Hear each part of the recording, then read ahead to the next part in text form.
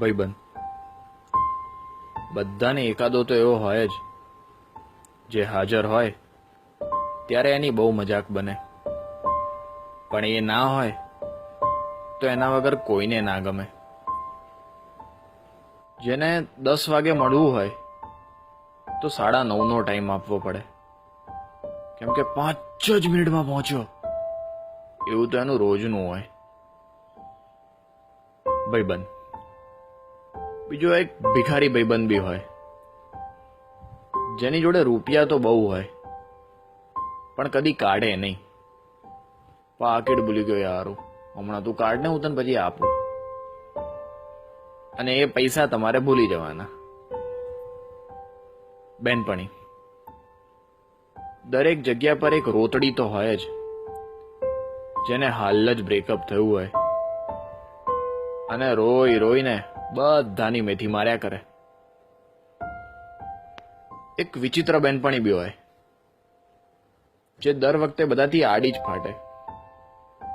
જ્યારે બધા તૈયાર હોય ત્યારે એના જ નખરા હોય.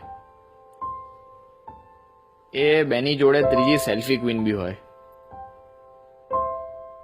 જે કેમેરો ચાલુ થતા જ બતક જેવું મોઢું કરીને ઊભી રહી જાય. બબાલ્યો દરેકને એકાદો બબાલ્યો ભાઈબંધ બી હોય, જેને મારા મારી કર્યા વગર ખાવાનું જ ના પચે. ભાઈ એક મેટર થઈ યાર, અરે તું ચિંતા ના કર, બસ પહોંચ્યો હું. મિત્ર બધાનો એક ફેંકુ મિત્ર હોય, જેની બધે પહોંચ હોય પણ જરૂર પડે ત્યારે એ નંબરની બધી લાઈન કવરેજ ક્ષેત્રની બહાર જ હોય. બધે એક એવો ભાઈબંધ બી હોય, જે બહારથી જેટલો સીધો સાદો ને ભોળો લાગે, અંદરથી એટલો જ છાણો હોય. હજી એક વિકૃત બી બધે મળી રહે, જે બોલવાનું ચાલુ કરે એટલે એને કંટ્રોલ કરવો અઘરો પડી જાય. અરે ક્યારેક તો એની વાત સાંભળીને આપણને શરમ આવી જાય. આ બધા તો તોય ઠીક, પણ બધાનો બાપ તો પેલો ગધેડો, જે આખો પ્લાન પોતે જ બનાવે ને છેલ્લી ઘડીએ કે બે મારે પપ્પા જોડે જવું પડશે યાર, સમજ ને. ભલે રોજે રોજ હેરાન કરે,